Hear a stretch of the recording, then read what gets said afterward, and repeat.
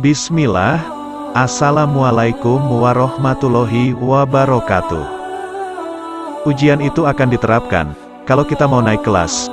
Itu kalau kita pernah sekolah dulu, jadi tidak akan diuji kalau belum ada kenaikan kelas. Begitu juga ketika ada kenaikan kelas, lalu kita diuji, kok gagal dalam ujian, maka kita tidak jadi naik kelas, alias mengulang sekolah lagi, dan nanti juga akan ikut ujian lagi. Ketika kita di sekolah dulu, yang paling tidak mengenakan itu semalaman kita belajar bab A. Ujiannya yang keluar soal bab B, yang tidak kita pelajari. Walau isi ujian itu remeh, karena tidak dipelajari, akhirnya jawaban ujiannya apa jadi gak tahu, padahal remeh. Misal ujiannya cuma ngisi pertanyaan, siapa nama penjual es dawet di perempatan?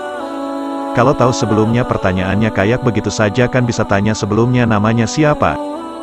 Padahal kadang tiap hari beli es dawetnya. Tapi karena tidak tahu itu nama orang akan dijadikan pertanyaan ujian, jadi gak nanya. Dalam hidup itu juga seperti itu, ujian akan diberikan oleh Allah. Karena kita dianggap sudah pantas naik kelas, maka diturunkan ujian oleh Allah. Dan ujian itu selalu sesuatu yang tidak kita sangka dan kita duga.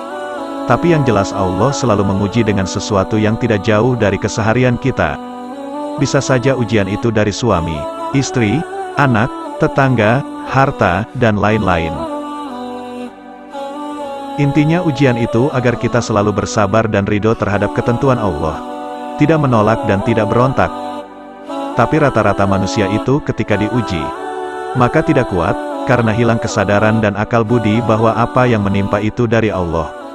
Ujian yang amat sederhana akan berat, karena tidak memahami apa maksud ujian itu menimpa. Sehingga ujian menggoncangkan kesadaran dan menggoyahkan keyakinan. Padahal ujian itu datang dari Allah.